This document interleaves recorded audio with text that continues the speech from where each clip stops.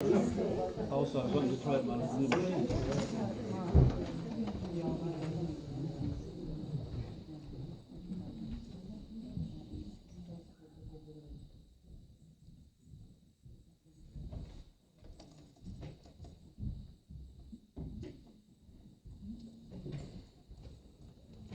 Thank you very much.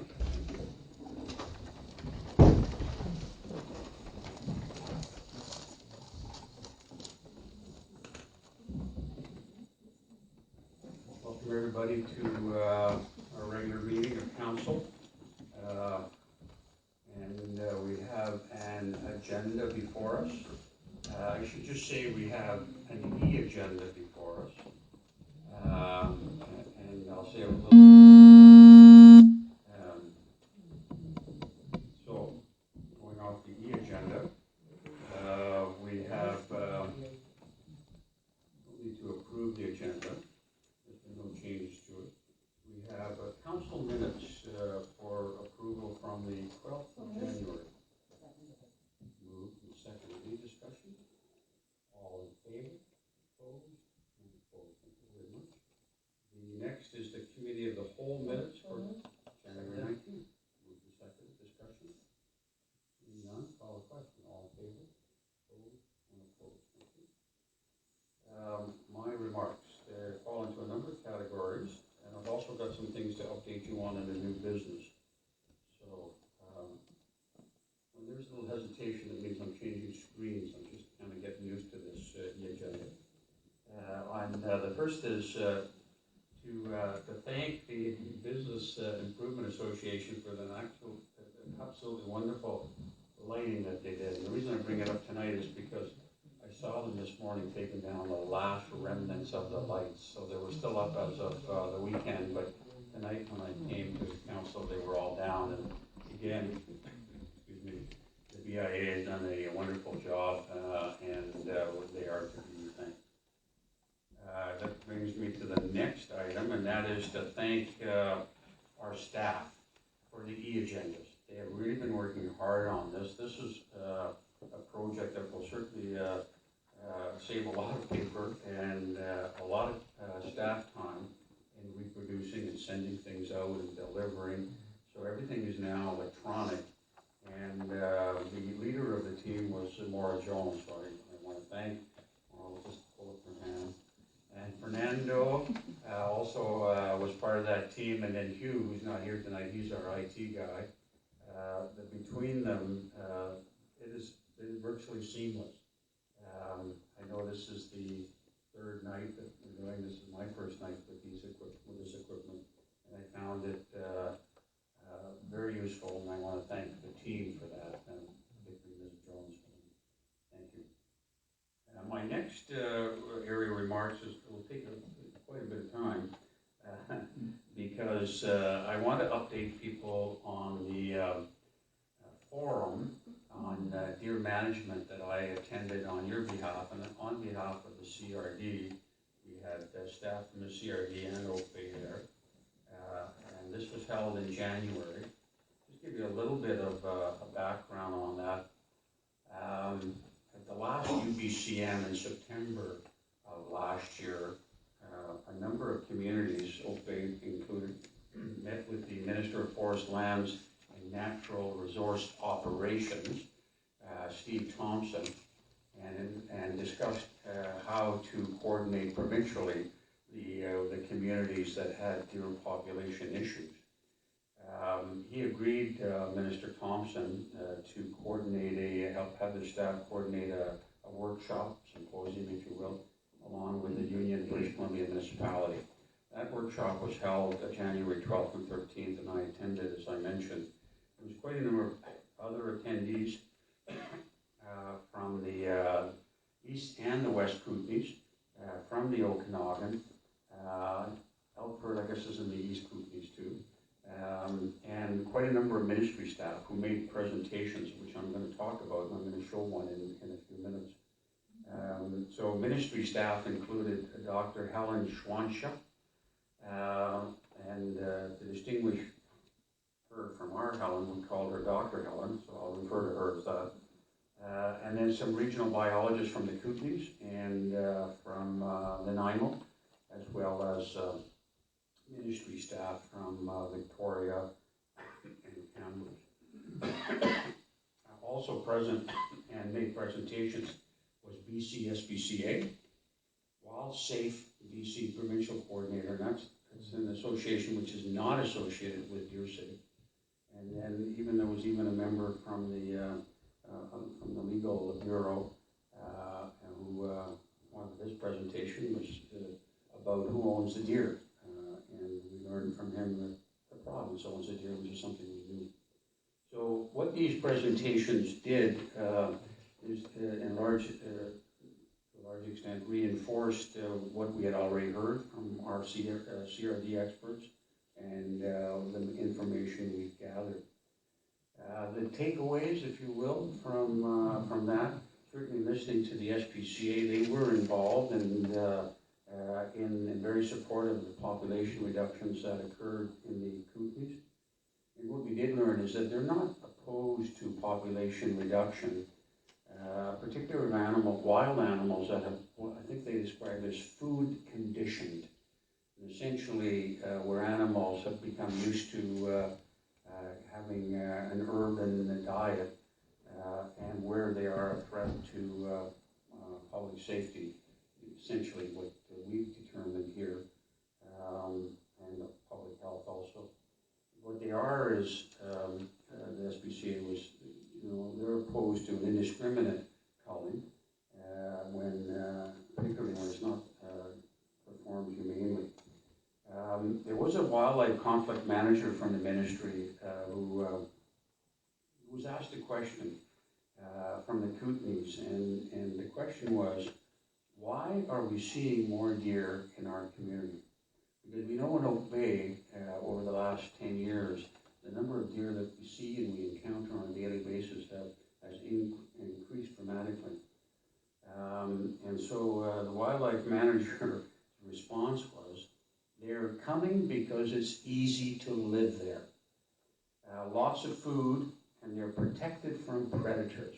So there's no predators in downtown Cranbrook or Kimberley or Invermere. So they're safe from predators, and they have a food source. Again, that applies to our situation too. Very interesting presentation from Mike Ritchie, I think you pronounce his name, from Wild Safe. His is a fairly broad-based educational group that where they see is their main mandate, public education that helps people understand and deal responsibly and safely with wildlife. I think Ms. Koenig, I think at one point they were called Bear Safe, I think is where they first started some years ago. And then they realized that it wasn't just bears that they had to teach people about. It was a range of wildlife, including deer. And his view in terms of where the problem emanated, and the greatest contributor, he thought, of urban deer was feeding them, and also the lack of predators and ideal conditions, much like the ministry person had said. But one of the interesting things he said is, throwing up your hands and doing nothing is not an option. And that's good for the communities, or he said for the deer for that matter.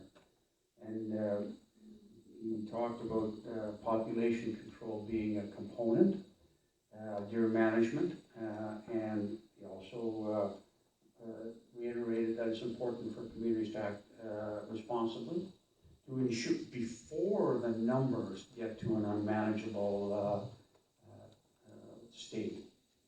The main presentation was by Dr. Helen, who gave a very extensive presentation. She is the provincial wildlife veterinarian, and gave a very strong presentation. And I'm going to show some of it here. Some of it, I should warn you, is a little bit graphic, but I'm going to try to cut that out. It came as a package, and with the help of Fernando, we're going to just not show those particular slides. Some of you may have become aware on the 22nd of January, there was a fact sheet created by the ministry which was placed on their website. I believe now it's on our website as of, or it is. Ms. Jones, the e-clerk, will attest to that. It will, I think, go on to the CRD website tomorrow. So there will be a warning on that PowerPoint to talk about the graphic images, but the fact sheet that came out of and was distributed January 22nd is based largely on Dr. Helen's presentation. And so what I propose to do is, there's not a lot of slides, and a lot of them have just words on that you can read just as well as I can. I don't purport to want to try to recreate her presentation. It was extensive, but just to give you a little bit of the issues that she spoke about. So with the help of Fernando, I'm just going to ask him now to turn on the screens. It's up and running here.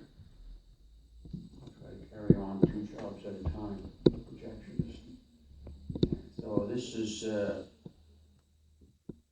we will stop in partway through, and we'll just make sure the, and I'll, 2 out of the 3. There you go. Apparently it's 10:51 in the morning according to that. So rise and shine. So the presentation, as I said, this is Dr. Schwanschuk, and she's been in ministry, and she actually was part of, as I can understand it, she was involved somehow peripherally in the Kootenai cult. And we did hear from the wildlife biologist from the East Kootenays who set out the numbers, because there's a number of urban communities there that are joining rural areas, but Kimberley, Invermere, Elkford, as I mentioned before, Cranbrook, they've all gone through at least 2 years of culling. I think Cranbrook was the one that had been in the lead, and I think over the 2 years, I think they removed 100 deer, give or take. The bottom line for Dr. Helen was that these have been successful, but one of the things that needed to be learned from it was that it can't just be a 1 year. It has to be a longer term project. So let's go to the next slide, where she sets out oh, that's me. She sets out the problem and the solutions. This is essentially a quick overview of what her other slides are, talking about direct methods of dealing with the overpopulation. And she has reduced the adults live, which means we'll come back and we'll see later on what she means by that is a relocation of them. And other than that, the reducing the numbers by culling. So she then went on to show the discuss what the problem was, and set out a little bit about what the impact on humans. And certainly we know here that there has been an impact on humans. I've spoken, and you've probably heard from people in the community who don't like taking their kids or grandkids to the park anymore because it's covered with deer droppings. And also, interestingly, she talked about an overabundance of deer having an impact on the deer themselves and their health, and talked about things like parasites, lice, wingworm, and I think she also mentioned ticks. Did she not, Ms. Coney? Yeah. Okay, so now I'm going to ask you to turn them off, because she then showed 2 slides, the first one being graphic illustrations of deer that had been either wounded badly or killed as a result of interactions either with cars or fences or buildings, or in one case a hunter. She also talked about animal health, and she showed pictures of deer that had been quite affected by parasites and lice and wingworm and intestinal diseases, and really in distress. So I'm going to go through that one. And we're going to now go to the solution that she talked about.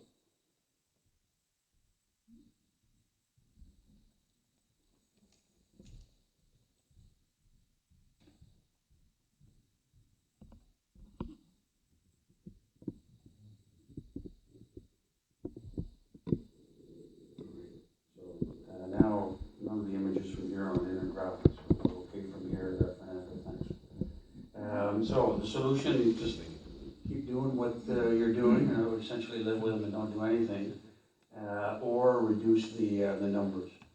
And that's, of course, an issue that last council dealt with and came to a conclusion twice on, that there was a need to reduce the deer. One of the interesting things, by the way, I learned in speaking with the wildlife officer from Nanaimo, is that over on Sydney Island, which if any of you have been over there in the last number of years, has little or no vegetation on it anymore, because it's been completely removed by deer. So anything from the ground to about 4 feet up, 5 feet up, is denuded. And that island has removed, I found the figure astounding, from the minister, 16,000 deer over the last 30 years have been removed from that island by culling and other means. So in any event, so she talks here about no one solution or method being by itself the best way to go, but it's finding that balance she talked about ensuring that the animals can stay healthy, human safety, and cost and acceptability. So then she went on to talk about direct methods, and the first one she talked about was essentially reducing the number of fawns. And the goal here, of course, is to have a fertility control. And she discussed two ways that can be done through immunocontraception and sterilization. And she then described what each one of those were. She started with the immunocontraception, and she pointed out, which I think many of us know, and I think is accepted now, it's an experimental vaccine, not currently licensed for use in programs for Canada. And you'll see a little further down that federal and provincial approvals are required because of the experimental nature of it, and can only be used in research. And each of these slides, by the way, at the top, she points out what the method is, and then under however are the limitations, although I suppose one can say that the limitation of having to capture up to 90% of female deer, and these would be captured in the same modified clover traps that we intend to use here in Oak Bay. So the methods of capture would be exactly the same. It's one of the reasons why the provincial authorities have to become involved, and the federal authorities have to become involved because they license drugs. So there's a number of howevers there. And the bottom one, which she highlighted and said, the vaccine is not currently manufactured. So whether or not someone would start up a manufacturing, if they can be guaranteed a large sale, was not really discussed, or she wasn't aware one way or another. The next method of fertility control, which she talked about, was again the capture and surgery on females, and it was just in her books a complete non-starter, and not least of which it was very labor intensive and very costly. And it is it's a very difficult procedure requiring trained almost veterinarians. I'm not sure if technicians could do that, but she didn't mention one way or another. Now, the last slide, the effects on behavior and effectiveness on open populations. What I think she meant by that, Ms. Corning, was the fact that the does and the males, sorry, the does here will act differently. And I'll just go back one. You can, so this is the second last bullet. The effect on behavior, estrus continues. Essentially, the does continue to how can I put that to mouth? Mate, I think is the right word. They continue to mate, not knowing that they can't have fawns. And the reason I think that why that was pointed out was you'll see in the statistics that we have in Oak Bay, many of the deer deaths on our roads and our fences occurs during rutting season. And immunocontraception will not change the rutting season. You'll still see the rut proceed because they don't know better, the deer. Whereas in the sterilization, there is not quite, the behavior changes, although it's not 100% as to how that behavior changes. She then went to reduction, live and permanent reduction. So essentially, this is moving the animals. And again, the capture would be in a trap or something similar. But the howevers are real showstoppers. She made it quite clear to us, and something we've known all along, reminding you that these deer belong to the province, and the province has to give permission, and they will not give permission. And there are some of the reasons why they will not give permission. And there's a very high rate of deaths in transportation, and certainly the areas that they move into, they can bring disease and other genetic issues that again affect the wild deer and in an unknown and perhaps catastrophic way. So I know, having spoken to the mayor of Penticton about a year and a half ago, something like that, maybe longer, he had hoped to bring a relocation program to his community, but he wasn't able to. And they were just going to capture the deer one at a time, almost do like you see on the rodeos. And put them in a pickup truck and drive them out of town for about 10 kilometers where there's large stretches of rural areas. But that was not allowed. So when he went to get the permit, they were refused. And then the other one then is direct methods, and this is allowing it to occur by natural predation. Of course, there's absolutely no thought about bringing cougars in here, although some people do have a concern that the cougars may follow the deer. But that really hasn't been a problem in Oak Bay. But it has been a problem in some of the other areas that adjoin us.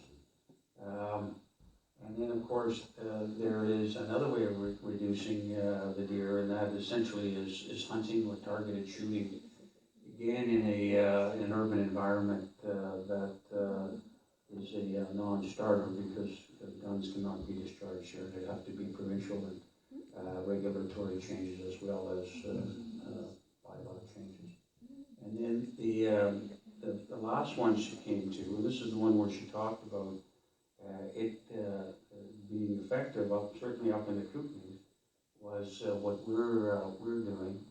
And so this is the method. Essentially, at the end of the day, she said that's really the only method that she could see now in the fact sheets. And she mentioned this to us too. But in the fact sheets on the Forest and Lands website, it clearly states in no uncertain terms that this is the most humane way to deal with the issue. And of course, she also mentioned that it should be done in conjunction with using and the meat for human consumption, which is what we've arranged here. Up in we heard from the people in Cranbrook, and there they said there's virtually a lineup to get the meat. The meat is high in protein, and it's used by First Nations and the food banks, and it really is a welcome addition to diets in that area. So it's almost as they can't get enough of the meat up there because it is in such high demand. So in essence, that's her PowerPoint. And okay.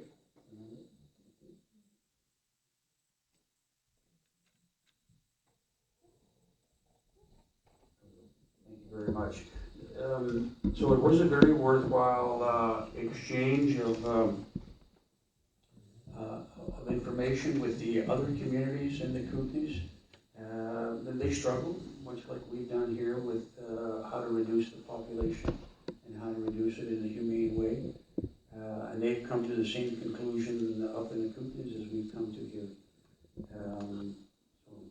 We do appreciate it. It's a very emotional issue for a lot of people. It's an emotional issue for, I think, for council, and certainly it is for me personally.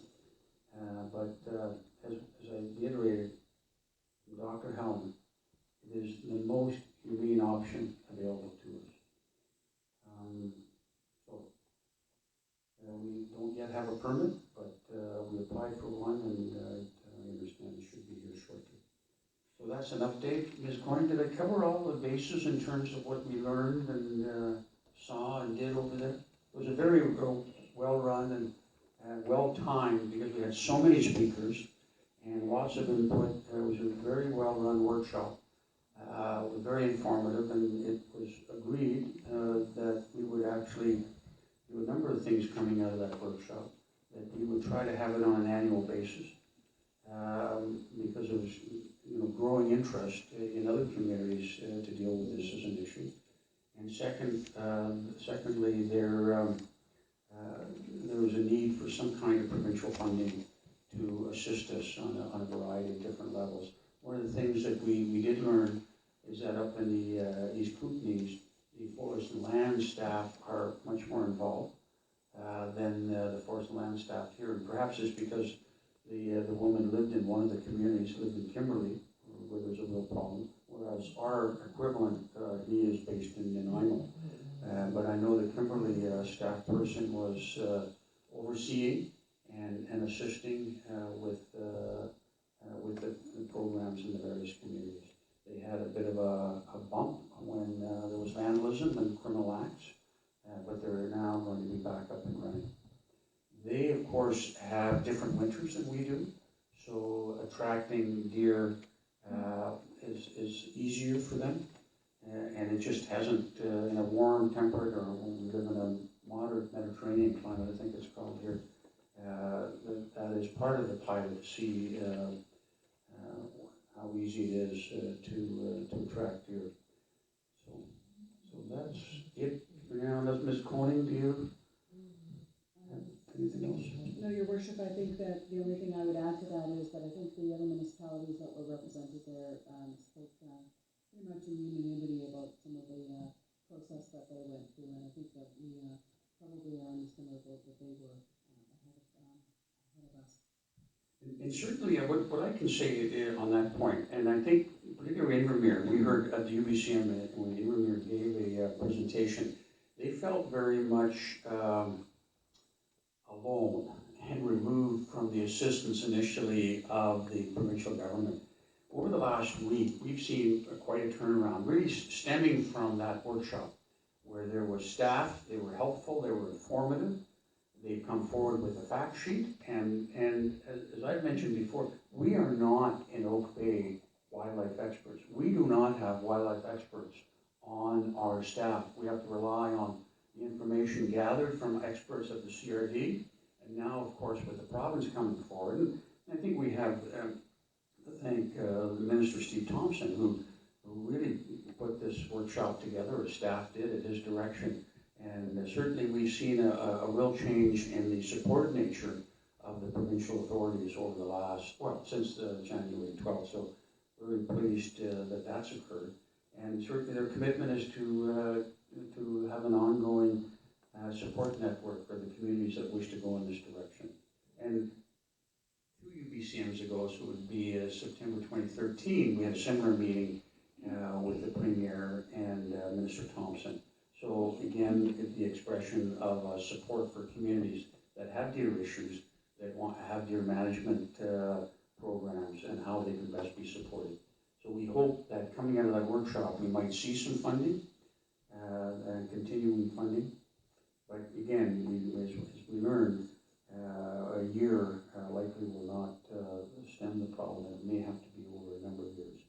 So again, that's something that is not a surprise. But so that's what I have to say.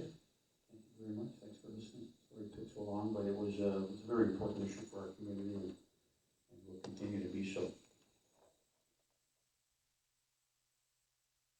My iPad went to sleep. We'll just wake that up. The next area is a public participation. That was something that was started a number of years ago, where people are permitted to come forward and speak to us for up to 3 minutes. It doesn't have to be on the agenda, but it has to do with something to do with Oak Bay. What we ask you to do is come forward, state your name and the community where you live, and then I will start a timer. And when there's about 15 seconds left, I will ask the speaker to wrap up, please. So you'll know that's 15 seconds left, and I would ask you to respect that. And the total, this is according to procedural bylaws, is 20 minutes. So if you take less than 3 minutes, that means there's more speakers. If you take 1 minute, then we can have approximately 20 speakers. Let me just get on another page on the iPad, Marion, and start you off. All right, go ahead, please. Marion Cumming from Sunny Lane here in Oak Bay. And since we're on the subject of deer, I wanted to quote from the revered Wendell Berry. "When despair for the world grows in me, I come into the peace of wild things and am free." We are being challenged to live with some measure of understanding the wildlife amongst us. And as a private citizen, I would like to recommend that Council request that the province reinstate deer biologists. In the 1980s, apparently there were 6 deer biologists in BC, and I've been told that now there are none. And I think that explains why, in part, the scientists and politicians and wildlife experts disagree with one another, not to mention the citizens who are just on quite a learning curve. I understand that such deer biologists could study urbanized deer. They could work to restore lost deer habitat and create wildlife corridors. They can study contraception. Sean Pendergast confirmed for me recently that according to provincial deer counts on Vancouver Island, over the 4 decades from about 1970 through to 2010, that about 200,000 or more deer have been lost. And that means that we have the province estimates a high of only 65,000 deer on the island now and a low of 45,000. And that's a native black-tailed deer, not the introduced deer on Sydney Island, which have different foraging habits and certainly have caused a lot of destruction.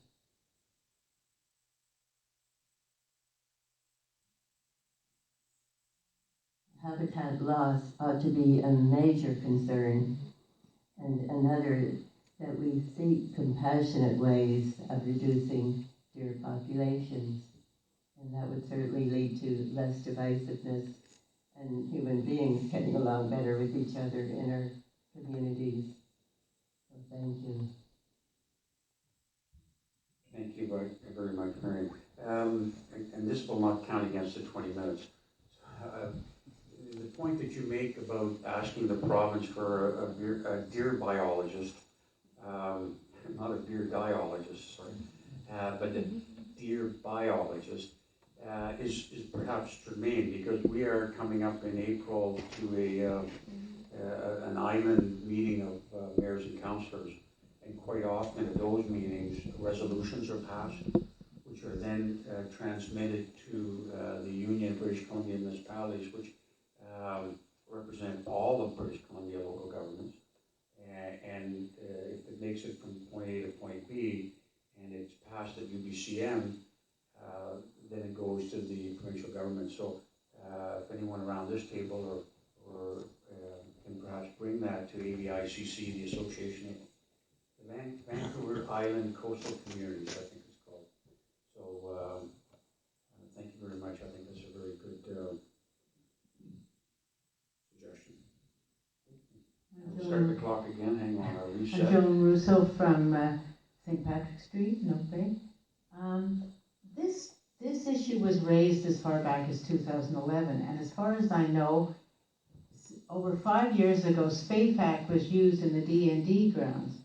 And I don't understand why this wasn't seriously looked into. And I don't think it's a good enough argument for them to say, well, it's no longer in production, because what I've heard is if there's a demand, they will move forward and produce it. And this is by far the most humane of addressing the issue of deer. And you were mentioning about so many of the bucks being killed on the road system, and you have not seriously considered reducing the speed limit, which would be an advantage not only to the preventing deer deaths, but also preventing harm to cyclists, to children, and so forth. So that should have been a major consideration. Also, you haven't really seriously looked into putting signage up.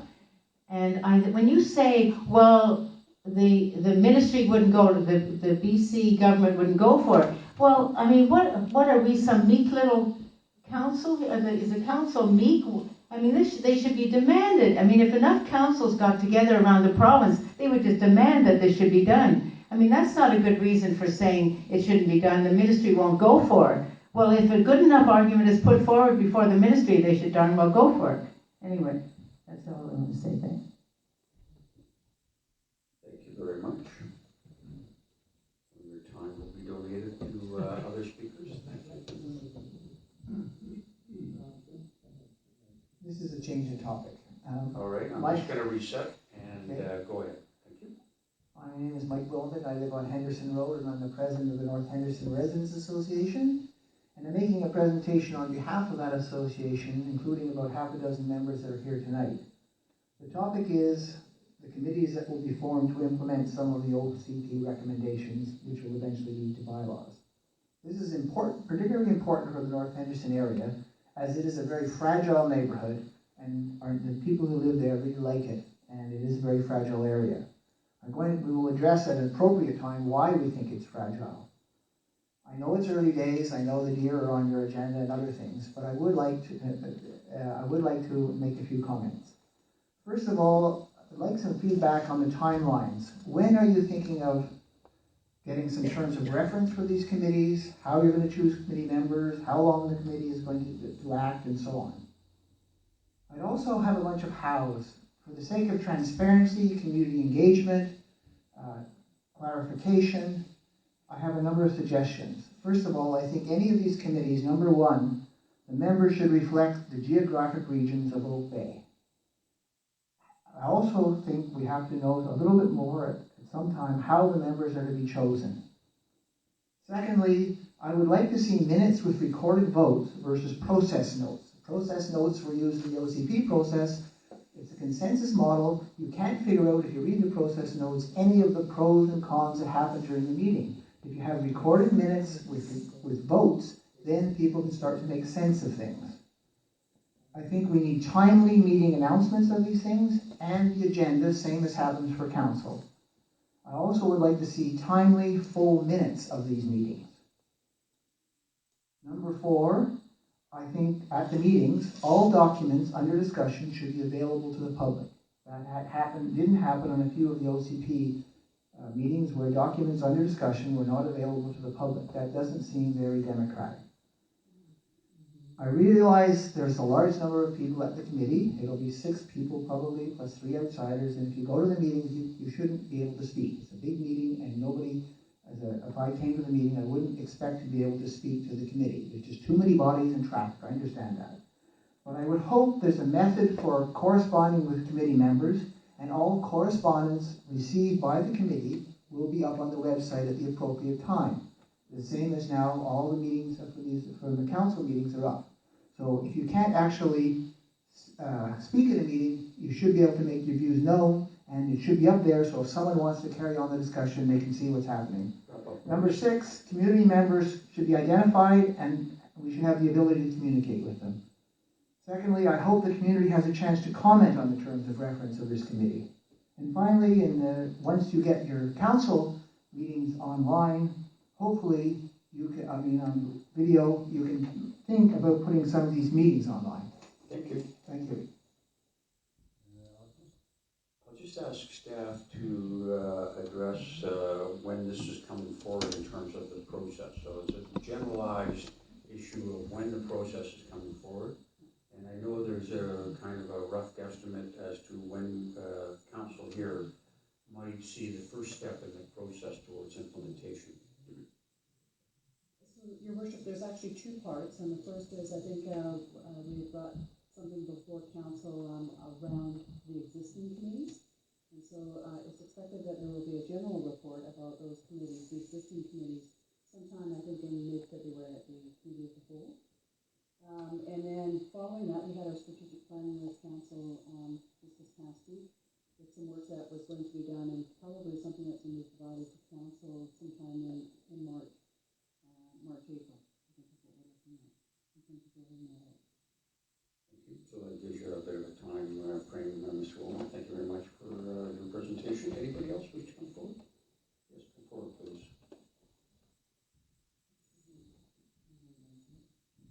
Sorry, is it possible for me to ask one quick question on the last speaker? So, Of the speaker? no, of you. Oh, Yeah. Just because I know that Mr. Moment talked about the committee members. Will we then, what I'm understanding what Ms. Koenig said, was that we will be determining how the committee members will be chosen, or will there be a committee around that? I guess I'm confused as to whether or not there'll actually be a committee around that. You're not confused because there's no decision's been made. So it really will be up to this group as to how we go forward. Will there be a special committee? Will there be we had talked at some point, we saw an earlier report about the possibility of having a standing land use committee. I'm not sure that you would call it that, or whatever it's called. Council will have to decide, would we use that permanent standing committee? Would we create a new one? Would we create a series of new ones? So for instance, the OCP was a two-step committee.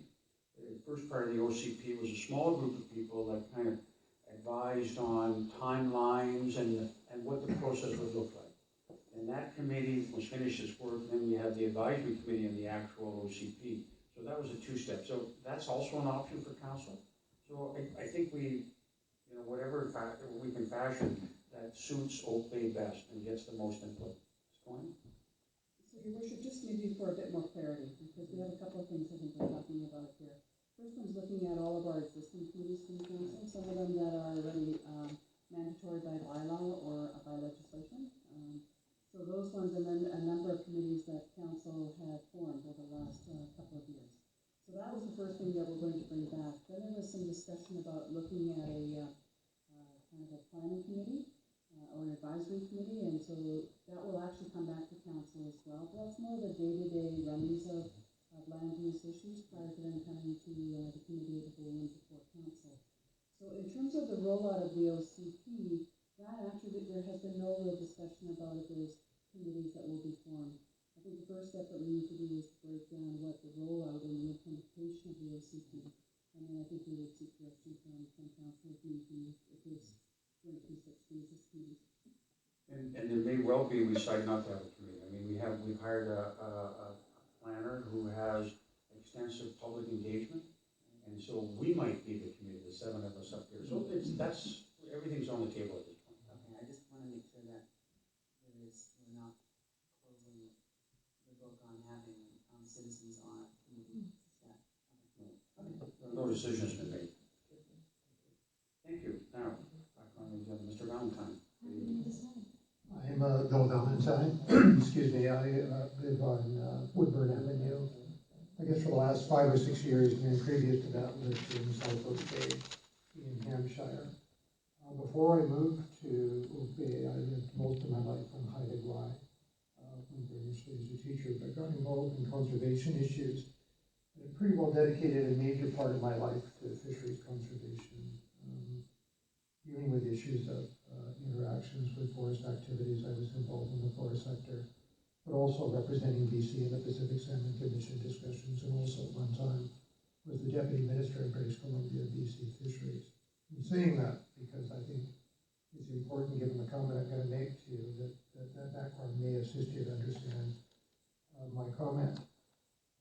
Before I moved to the Charlottes. I knew a lot about fisheries activity. The one thing that surprised me though until I moved there was that in fact the deer population there was not indigenous, and that deer were not part of the natural environment of the Charlottes until they were introduced, I believe, in sometimes in the mid-20s. I became very aware of that because I did work in silviculture. I had a silviculture company which basically planted trees throughout most of Haida Gwaii. I can tell you that in the areas I was familiar with, the profound impact on the natural environment was unbelievable. It didn't make any difference once the population had extended throughout Haida Gwaii, all the way from Langara Island right down through Kranzda Island. I did work throughout all that area there. And saying that because I think first and foremost the issue of public safety is crucial. I also think the issues associated with the rights of citizens to enjoy themselves within their community is important. So I'm a frustrated gardener, I can tell you that, because I happen to live on one of the pathways. But I can also tell you from personal experience the very significant difficulties we had trying to manage an unmanageable population on Haida Gwaii, and frankly it's been unsuccessful. To give you some idea, we were allowed to harvest 10 animals a year and to have no more than 5 in possession at any one time. And the population still was basically eating down the natural environment. We spend a lot of time, my wife and I, walking through Oak Bay, as I'm sure many of the people in this room do. We really quite enjoy this community. But in the 10 years that I've been here, it might be worthwhile to take a look at what's happening to the indigenous natural vegetation. 2 areas. The indigenous area across from the Oak Bay Hotel and a small plot up behind Camosun School. Take a look at what's happened to the vegetation there. And the one thing that you have to conclude is you need to manage this. And I guess the comment I want to make to council is it's going to be difficult, but you're headed in the right direction. Thank you. Thank you.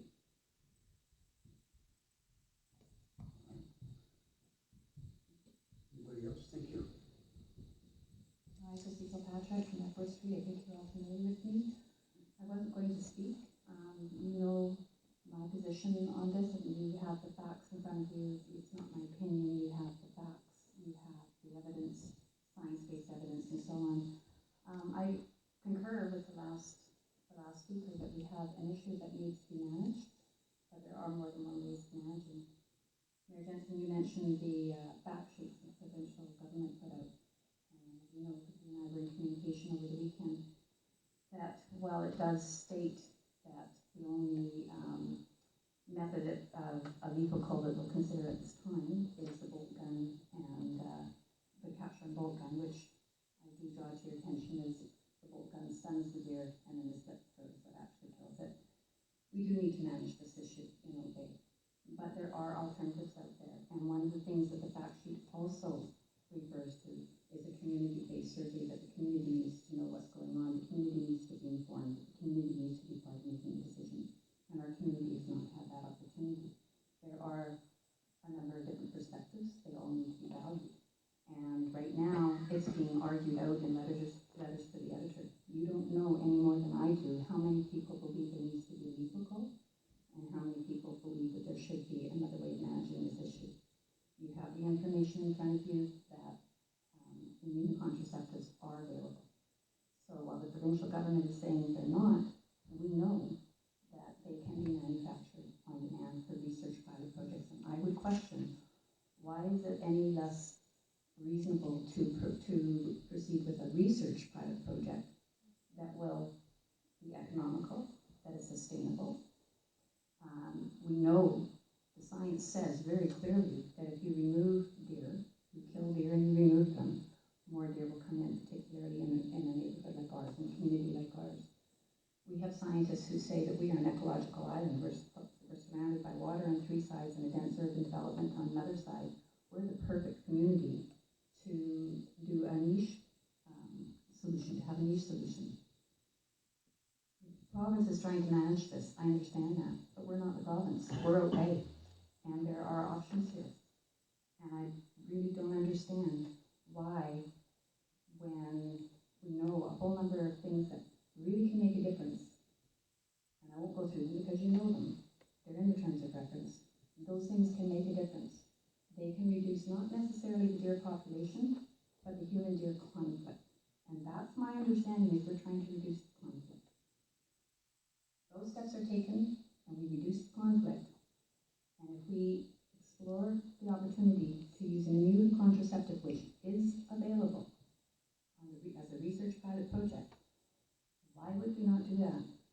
Because honestly, do you really see us going through this year after year? This is going to tear Opay apart.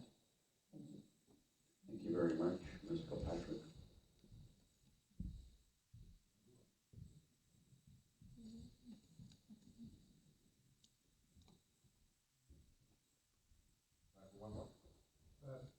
We have time for a few more, actually. It looks like we have time for 3 more.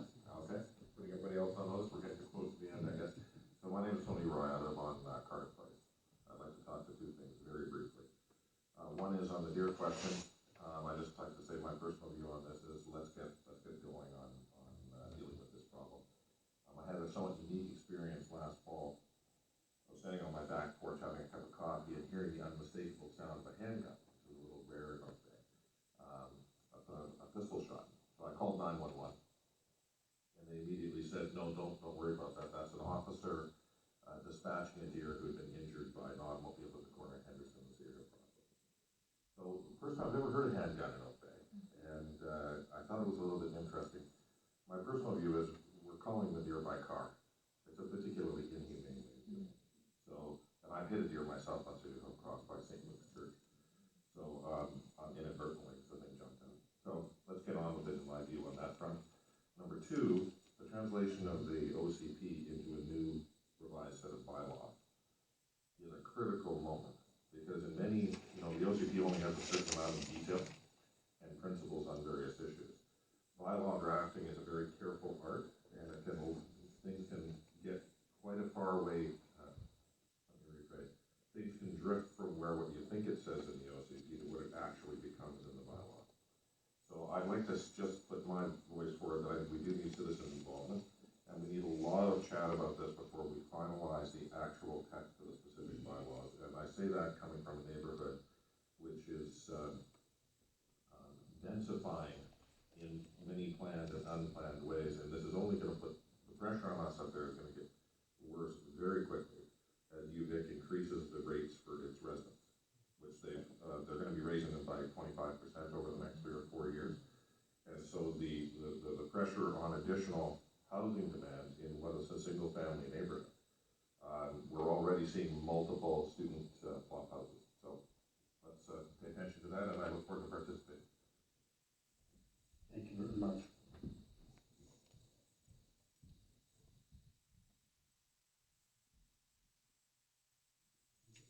Anybody else? Just a minute. The wrong button, sir. Okay, go ahead, please. Good evening, Mayor, Council. I'm Carrie Ward, and I live on Victoria Avenue. And I did sit on the CRD Citizens Advisory Group on regional deer management. And it was a terribly, terribly flawed process, and that has been well documented. The other point I'd like to make is the science shows that culls do not work. The scientists, it is in spades, that has been, excuse me, calculated to show that the culls are not working, and they're not working in the 4 communities that have been implemented over the last several years. There are urban deer scientists out there, and unfortunately they are not being consulted. It is a specialized field, and these people deal specifically with urban deer management. It's a very, very different means of management than what you're getting from the province, who deal with wildlife in the wild. We had, at the Citizens Advisory Group, we had a representative from the province who admitted, a colleague of Dr. Helen Schwanz's, who admitted that they know nothing about urban deer management. It is a totally different topic, and I really, really wish you would consult with the urban deer management specialists who are out there, and there are loads of them at UVic, UBC, University of Manitoba. There are professionals out there who make a living off of urban deer management and urban wildlife management. So I would really encourage you to consult with people who truly know how to manage urban wildlife. Thank you. Thank you very much. Someone has 2 minutes left. All right, don't see anyone else coming forward. I think this is the first night that we've gone past 10 minutes, so I really appreciate everyone coming forward and giving us the benefit of their views. It's always helpful to have a variety of, or spectrum of opinions to consider, so thank you. And it is part of our commitment to the public engagement. Thank you. The right buttons here to get the other screen back now. There we go. Thank you very much. We're now on the communications portion, and that is that we have a Heritage Foundation grant, and there's a report from Ms. Walker, our municipal treasurer, and we have received money from the Victoria Foundation. We essentially have to just put that through for legal reasons to the Oak Bay Heritage Foundation in the same amount, so we're just a flow through. So I move that we move the recommendation here. Seconded. Any discussion? All in favor? Opposed? None opposed. Thank you. Special event application. This is the Jaguar Club. Very well attended, and almost all the time as it's been sunny and warm. These times I've been there. Wonderful event. Draws a lot of tourists right from across the CRD, and they're asking to do this again. Seconded. Discussion. Moved and seconded. Okay. Seeing no discussion. You want all in favor? Opposed? None opposed. Who is the acting mayor in July? Oh, there you go. So one of your roles will be to attend that, or if you can't go, make sure someone else does, because there is one prize. You get a free Jaguar? You get to pick the Jaguar you take home. Exactly. How did you know? Anyway, there is the mayor's favorite, and thankfully it has no criteria. So you can say, I like green, and pick the green card. So, and it's great fun, and they have a kind of a wrap-up event where they give out, there's also real prizes for, not that ours isn't going to be a real prize that we give out, but for certain categories. So I think, who was last year? I was away last year too. I can't remember what car she picked. I picked this beautiful XKE Jaguar from Port Townsend. Absolutely gorgeous. Mint condition, was about 30 years old. So that's something to look forward to. Before you move on to the next Yes. item, I'd just like to declare a conflict because I sit on the board of the Kiwanis. Oh, okay. Sure. Okay, thank you very much. And as Councillor Braithwaite is now out of the room, we call the next one, and that is a special events temporary occupancy for Willows Park parking lot on the 14th of March for another wonderful Kiwanis event. Second. Discussion. Discussion, all in favor? Opposed? None opposed. All the very best with that. I know your organization does so much good, in particular so much good for our local community, but also the broader community. I know you sponsor what's called now Cedar Hill, the dementia center there. Absolutely, the Kiwanis Pavilion. Absolutely wonderful and necessary to our community. So thank you very much for that, and keep up the great work. And we take our thanks back to the next board meeting, or group meeting, I guess. And they're also having the Sunday breakfasts as well. Sunday breakfast is started. When have they started? Yes. No, they started 3 weeks ago. January. Oh, there you go. Yeah. Okay. So best of luck with that too. I know that's a good fundraiser too. Thank you. We now have the Oak Bay Heritage Commission, and we see a note there that when there are no recommendations, which is there no specific recommendations here? So this just sets out if there's no recommendation, we can just receive it, and if not, if there is a recommendation, we hide that off in the minutes and deal with that separately, is typical what we do in this building. So we do have the minutes of January 13th, and I think you attended there, Councillor Merklon. I did. You did? Did you want to report anything other than that, what's in the minutes? The only thing I would just like to draw people's attention to, a couple of the work, like ongoing with the database and so forth is ongoing, to really enhance our ability to pull up information on heritage properties. The big one for council, I think, would be coming up tentatively, I don't know if it's April 26th. Larry McCann's organizing a bus tour of the uplands for council, committees, and a few other staff. What's that date again? I think it's April 26th, we'll be notified when it's Okay. finalized, yeah. But it looks like it'll be very interesting, so we'll be driving through the uplands area and giving to, Larry will be giving McCann will be giving a detailed synopsis and history of the region, how it develops and so forth. It's really fascinating. And it's really looked at as a spearhead that maybe doing a regular basis going forward, and make it as a community event, as opposed to charge tickets and so forth. What a wonderful idea, absolutely great. And it would be good for tourism as the message gets out too, because I know people come and drive through the uplands, and if they have a bit of education thrown in, it's even more attractive. Absolutely, so thank you for that.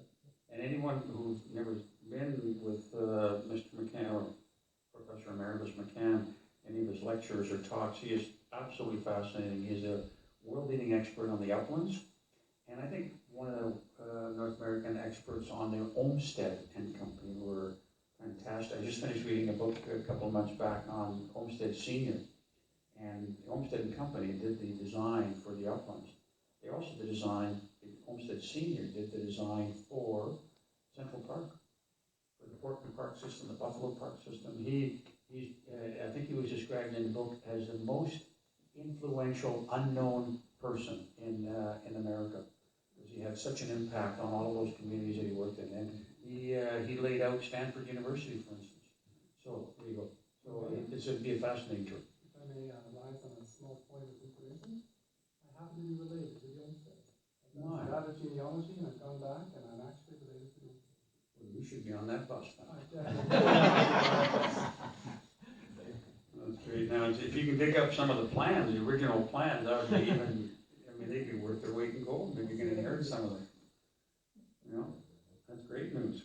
So, we got moved. No movement? Moved to receive. Moved and now seconded. Okay, discussion. All in favor? Opposed? And opposed. Thank you. Where were we now? The next one is item number 7, and that's the ATAC minutes for January the 6th, which we just loaded in the PDF. We have there one or two proposed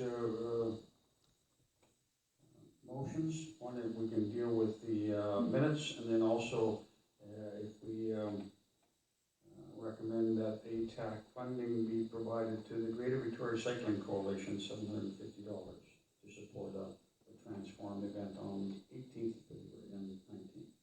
I know last year we supported, I think more by in kind, the what was that fellow from Copenhagen and the woman from Amsterdam? 2 years ago we supported, yeah, I kind of believe that, we supported the attendance of our 2 ATAC members to see Michael,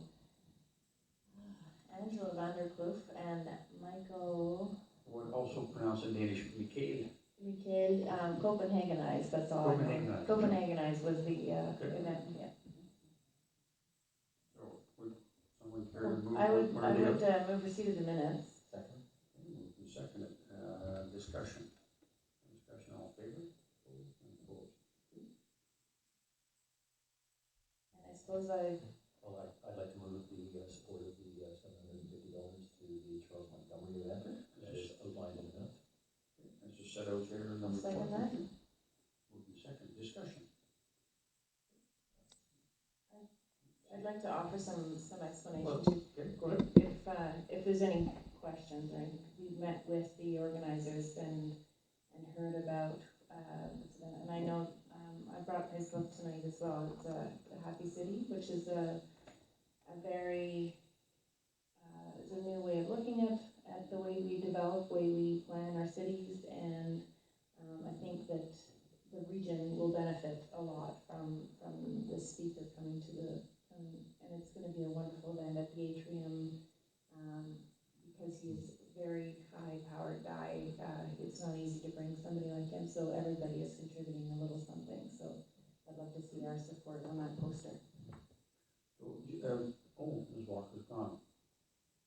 So Ms. Hilton will answer this one. Typically, this is a grant, so typically it would go to estimates committee, but not till April, and then there's no use having a discussion, so that's why it's being brought forward now. It's kind of like early approval, what we've done with some, what we have to from time to time. Is that correct? Well, there's actually a couple of options. You're right, the usual operating grants process would see applications come in with full application package. We set up a form a few years ago for how that's to happen, and that would typically get referred to estimates committee. I had understood that ATAC was actually recommending this come out of the ATAC budget, in which case it's a little different than your usual grants. There is $1,200 in that budget for general. Is money left over from last year, or would it constitute of this year? 2015 operating budget. Okay, so it's not your typical grant that would come out of an existing budget, okay? So, questions, discussion? Councilor Murdoch? I appreciate the answer. I appreciate the answer to the grant question. That was my first one, as to where it's coming from. The second one is just really, I guess I have a bit of concern about the amount of the money. We're paying the same amount as Victoria and Saanich. It's a large amount for us as a grant. It's essentially paying for a speaker equivalent to almost the total amount we spend on all of our heritage talks for the course of the year. And we don't have a large grant budget, as everybody's aware of. I guess I'm a little concerned that that's a large amount of money for our community that we're settling in, and maybe it'd be better to look at it from a proportionality perspective, from our population in comparison to Victoria or Saanich, which are probably more in the $200 or $250 range. Okay, so it is not coming out of the grants. You mentioned the grant, so it's not. No, I appreciate that, but it is essentially a grant for all intents and purposes. At the end of the day, it's one pool of money. Thank you. I kind of had the same thought on that, that when I looked at the budget for this, and I saw that the City of Victoria and City of Saanich were only putting in $750 as well. And I also noticed that the Greater Victoria Cycling Coalition is not putting in any money. Is that correct? Because it looks, Because they don't there's money coming from CRD and other places, but nothing from the Greater Victoria Cycling Committee Coalition. Although it says this Greater Vancouver Cycling Coalition in the minutes. So that would be my concern, and I would concur with Councilor Murdoch that probably a lesser amount would seem more reasonable to me. All right. Any other discussion? Go ahead, Councilor Sullivan. Thank you, Mayor. I would be fine to support this, as long as it was very clear that it's coming out of the ATAC budget. That is clear. Just want to clear it was clear in the actual motion. And if ATAC chooses to spend their budget that way, they can spend everything. It's just, do we want, is it necessary to amend the motion to make it clear, or staff now know the direction? I thought that was included in the motion. Perfect. Okay. Now, everyone have their say? All in favor? Or someone else? I guess I would like to speak in just really quickly, because I think it's important to point out here that at this point, ETAC doesn't have a budget. There's a nominal piece that we're looking at this year, creating a budget. So we're just taking it out of money, essentially. We may or may not think, but I guess, so I just want to make sure we're clear. The motion here is for $750 at this point, and the modification of the amount. The new is not really much into that. I don't think I could support that amount of money, frankly. Another time? I was going to say the same points, that there is no budget there for this right now, so. We do have a provisional budget, we approved, that has the, what do you say, 1,250 or 1,200? Okay, so we have put that money aside provisionally. We appreciate it hasn't been approved. Okay, all in favor? Yes, go ahead, please. In that I was in attendance, and it was me who suggested they make this motion. I'm not certain that they actually thought they would get the whole 750, that they were just making this as a motion with council support, and if there was a notion that we wanted to use this for $500, I'm sure that the ATAC would be more than happy, as would the sponsors in this event. So, being at the meeting, I wanted to say that rather than I think that's very fair. So what's being proposed is a compromise. I think Sounds like an auction. So we got 750 there, we got 250 here, and now, we've got ATAC, perhaps being in the middle. Can I also say something about the budget, that they didn't spend their budget last year? ATAC didn't touch their budget last year, and they wanted to bring the speaker, but it was too expensive for them to bring him themselves, so they ended up having to, at their own event last year, have a much less renowned speaker, and this was a goal of theirs all last year, and they were unable to achieve it alone, and now they're doing it with the support of the region. And the Greater Victoria Cycling Coalition is just a volunteer group that doesn't actually have a budget. They don't really have any money, so that's why they're not contributing. So, Ms. Hilton, again, in the absence of Ms. Walker, unspent budget last year doesn't roll back into theirs. It goes in essentially into unspent money goes into reserves, general reserves. Is that what's going to happen to that money? Well, I'm not sure, I can't tell you exactly where it would go, but we do not roll over operating funds from the year Okay. before. But they were parsimonious last year. Is that what we were being told? Okay, fair enough. I think we have it now. If people want to go for the compromise of $500, do I hear? No, sorry. We would defeat this motion, and then we could have another motion at 500. If that's defeated, we can have another motion of 250, and we can go on. Okay, so the compromise seems reasonable in my view. All in favor of 750? Against? Well, let's hold out your hands if you're against 750. Okay, so 5 against, thank you. There's motion, the mover and seconder voted for it, and the rest of us voted against it. All right, so a motion for 500? I was gonna make a motion for 250. Second. We had talked about coming down to 500 and then 250. You know, the Nutri shouldn't go to the speedy in this one. So if people feel that 250 is too much of a compromise, this one would be defeated, and then we could go back up to 500. Or I can take my motion off the table. It's on there now. It's on there now. Well, what's the consensus? If there's consensus that this motion be removed, and we're all in favor, we can do it. Is there consensus to withdraw the motion? Just say yes. Withdraw the motion? Yes, 250. You're fine with withdrawing it? You are, obviously, you suggested it? Okay, so it's not unanimous, we'll have to vote on it. Okay, all in favor? Against? All right. I kind of see where this is going. But it is kind of like an auction. So maybe, tell you what, I'm going to entertain a motion for $500. I'll make a motion for $500. Moved, seconded. Okay, I don't think we need any further discussion. All in favor? Opposed? There you go. All right, thank you very much. I'm sorry, Mayor Jensen, may I just make one comment? Sure. In the minutes, I noticed that it says, just let me find my little highlighted area. You can direct us to the page 2. Yeah. Number 2, this newfangled thing. Page 1 of the minutes, on item number 2, it says... Just a minute, okay, page 1, item 2. It says about 2 sentences from the bottom of the paragraph, it says, he stated that the reporting of ATAC may change to report to the Parks and Recreation Committee. Is that true?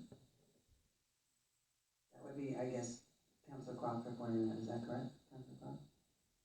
I think that I didn't get to see the minutes before they came in here, and I just saw them today. So that is not what I said. I said it'd be a different reporting. It could be to another committee. It could be to Parks and Rec. It could be. Yeah, I'm sorry. I know that that's your area. And I'm sorry, I didn't realize that we were approving the minutes prior to that, and I didn't get down there fast enough before we approved the minutes, but just a point. Well, I think that point will be made in our minutes, so that's fine. Thank you. Good. All right. Now, we go on to new business. We have 2 items under new business, so I suggest we deal with those 2, and then we come to other new business. Is that okay, Ms. Hilton? We'll do that because I have 3 items of new business myself. All right, and they're all short, trust me. The first one that's on our agenda is number 8, the Oak Bay Heritage Commission Annual Report. And 11-page document that's before us. And the idea would be to receive it, Ms. Hilton. Second. Move and seconded to receive it. Any discussions or questions? I just probably, just to put on the record, I deal with this Heritage Commission and the Heritage Foundation annual report. I just want to comment that they're very well done, they're very clear. It's nice to have a synopsis of the work that was done in the previous year, from perspective of council, just to be able to understand what's going on. They do an awful lot of work, I think that's not often seen. It's just nice to have this very well written and concise report. Thank you very much. I think there's probably going to be consensus on that. Any other discussion? All in favor? Opposed? Unopposed. Thank you. And go on to item number 9, the Oak Bay Heritage Foundation Annual Report. And do we have to deal with these separately? There's also, we can deal with them at once to receive them. Move. Seconded. Comments, questions, discussion? All in favor? Opposed? None opposed. Thank you.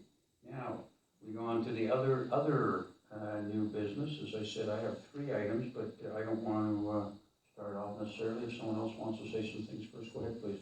Well, why don't we just go around the room this way?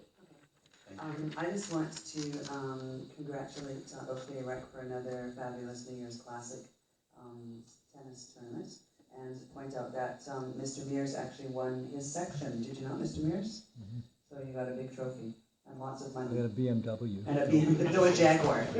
Anyhow, But I just didn't like the color, I gave it back. So.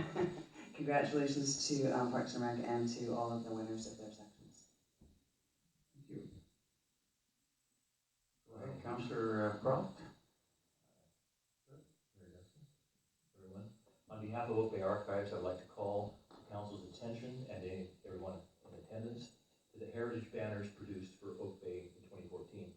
The 3 heritage-themed display banners currently on display in the Municipal Hall foyer were created for Oak Bay by volunteers from the Oak Bay Archives under the guidance of archival consultant Carolyn Duncan. Funding was supplied by Oak Bay from the Archives Reserve Fund, an account set up for archives from the proceeds earned from the sale of 2006 Centennial book, written and produced by Archives volunteer, Oak Bay, British Columbia, in photographs 1906 to 2006.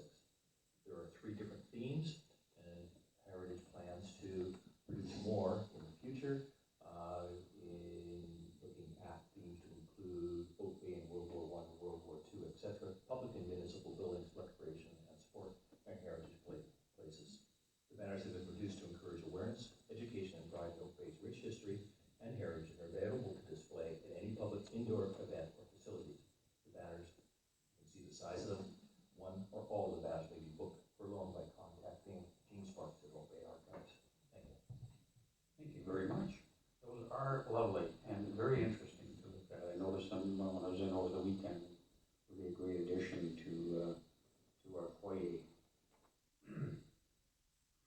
Councillor Murdoch, any new business or reports? Yeah, just briefly, I completely agree on the heritage pieces. They're just a fantastic piece of work. I think those kind of educational pieces are so important. I just wanted just a quick update on the library. First off, it's Family Literacy Week this week. There's a number of events going on throughout the community and across the region. Some of you may know I was elected as the GBPL chair last week. So I'm be representing the whole library across the region, which is kind of exciting. And in that process, we're going through a couple of things. One is we're just going through our finalizing of the budget, which will come in a little less than our original budget estimates, which is probably good news. We're just going through that finalization process right now. But also we have the start of the year that we're kicking off our new strategic plan. So we'll have a fair bit of work to do on that, and may well come back to this community as well for some input. The goal is trying to reach out to all the individual communities. That's it. Thank you. Thank you very much. I ran into the chief librarian, I think she's called, and she's grateful that you assumed that role, given your experience and your ability to understand all that business of having been on that as trustee for the last 3 years, right? And vice chair during summer, all of those. So thank you for taking that on. That is a big responsibility. It's a really key institution in skip me and we'll go over to the tweeter. Councilor Kirby, any new business or reports from other committees? Okay. Councilor Zelka? Yeah, just a quick report from the council liaison with the Royal McPherson Theatre Society, and they're at a very interesting place in their development where they're about to ramp up their communications and broadcast sort of a new era. They've undergone a lot of revisions and reconstruction and changing of staff, and they're really right now at the place where they're going to launch into trying to attract a new kind of user to the theatre. And so that's just to put you on notice. I think we're in for some interesting times with the theatre. And just to let you know, I'll be sending a note around to council to try and set up a site visit of the theatre so you can see what it's on. I will be asking whether you want it after work, during the day, or weekend time. I'll send that out. Will we get a chance to strut our stuff on the 2 stages? I have 3 matters. The first matter is to do with our police board. We had a meeting the other night. Ms. Corning is the secretary to the board. We had some lively discussion to do with integration, police integration. Just before Christmas, the provincial government passed a new piece of legislation which permits the Solicitor General to require integrated units in certain areas of the province. So she can say, you must have a regional crime unit in this area, you must have a homicide unit, you must have a DI team, whatever. How that's going to be invoked is yet to be determined, the policy surrounding them. The big piece of that, though, will be how will these integrated units be overseen? Because currently they're not overseen directly by, there are integrated units, but they're not overseen directly by their respective police boards. So, because of the developments like that and the interest generally in integration, the other municipal police boards, so Esquimalt, together with Victoria, Saanich, and Central Saanich, and ourselves have indicated a desire to get together at all 4 police boards, one is integrated, to get together at some point and to have the discussion about it, moving forward with integrated units. We wanted to be ahead of the curve, so when these things are imposed on us, we have some kind of idea of which direction we're heading, if they're imposed, because I think if communities voluntarily enter into these integrated unit agreements, then there won't be an imposition by law. Having said all of that, it's a bit of a preface to, we then the board got around to talking about having a joint Oak Bay Police Board and Oak Bay Council meeting. And so we're going to try to set that up sometime, I think we said after the joint meeting of the other boards. It'll give us an opportunity to report out. Many years ago, there was, when I was on council, there was, for some reason, council did not want to meet with the police board. From time to time, the feeling was that we should keep it arm's length. Over the last number of years, I think that thinking has changed. We've, in fact, as council, over the last 3 years, we met with the police board at least, I'm thinking twice, perhaps. Once to do with the strategic planning. We all got together, and it could have been twice. Other communities do it twice a year, and that's something that we may want to discuss when we get together. Should this be an annual, semi-annual? And the reason for meeting with the police board is for the council to stay informed and understand what the emerging issues are. Because at the end of the day, under the Police Act, it is our role, it is our responsibility for policing in our community. So for instance, when we agree to contracts with Saanich to do with major crime, this body here is the one that makes that decision. We can take the advice of the police board, which we did, but in the end of the day, a decision on how policing is done in the community falls to this body. So that's why I think other communities have had an ongoing and closer relationship that traditionally Oak Bay has had. So we'll try to get that going. Probably in April, May, it'll depend on when all the 4 boards can get together, which itself will be a very difficult task. All right. The next 2 items have to do with the CRD, and I just wanted to preface that by saying, as your representative, I from time to time will see issues that I think are germane and bring them back to this board, to this council. I'm not going to bring each and every item back. There's just too many items out there. But what I would urge my colleagues on council here is to do is, if you see that there is an item on the agenda of the CRD, or you read something in the paper, send me a note, and in the following council meeting, I will come prepared to brief you and discuss that with you if there's a particular issue. And in the meantime, I will just hit some of the big points with you. And in fact, I'm going to be back. I'll be back as a CRD chair, giving this council an orientation with all the staff. And we're trying to organize that. Have we even got a thought for that yet? We were thinking, I think March or April. Okay, yeah, if we find March is probably better, because April we have estimates, but so it'll give you an overview of what the CRD does. You'll have an opportunity to ask, all the senior staff will be here, and that's, it's an opportunity.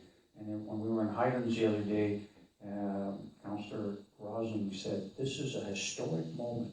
Never before have the senior leadership team and the chair come out to speak to them. So this is something we're trying to do with all the communities, to connect the councils and the communities with the CRD in a much more intimate way, and keep those relationships and bridges being built and nurtured. So the 2 items I want to bring up is, you may have seen that the CRD Core Area Liquid Waste Management Committee has essentially set up 2 essentially subcommittees, one on the west side, which was done in November, and one on the east side, which was done at the last meeting of the CRD. That east side committee will meet tomorrow morning, 10:30, and Councillor Murdoch will attend that, as will I, and get that ball rolling. And the idea there is each of these subcommittees will do consulting and look at technology and locations. And this all has to be very quickly done. It's one of the things that we have to keep our eye on the ball, is that $500 million, which is sitting on the table, and any minute could be snatched away and withdrawn. And if that happens, that's a very expensive process, or a consequence for Oak Bay, for all of the 7 core communities. So that's item number 1. The other is very interesting, very exciting, regional sustainability strategy. A draft has been, now is online, and as of January 15th, you may have seen in the paper, there's online surveys for anyone right across the region to have their input.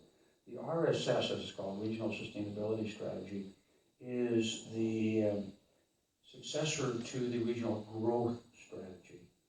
So it will essentially set out the vision for the region on a whole series of areas: transportation, climate change, healthy community. There's about 8 of them. So I urge you to go online to have a look at that, and offer your opinions. There will be discussions. And I think you were involved, Councillor Braithwaite, last time when we did regional growth strategy. We did have at least one occasion, maybe more.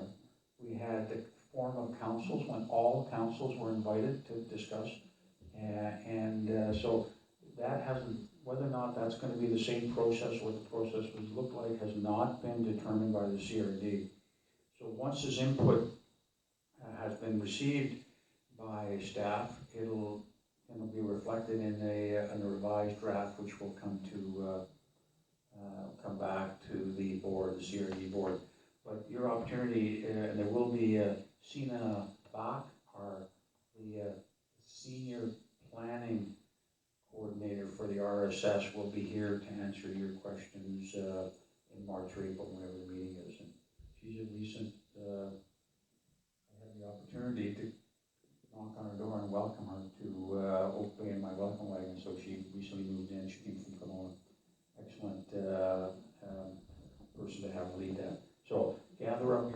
questions for that, at that time, and be ready if you need to have that discussion. Okay, questions about?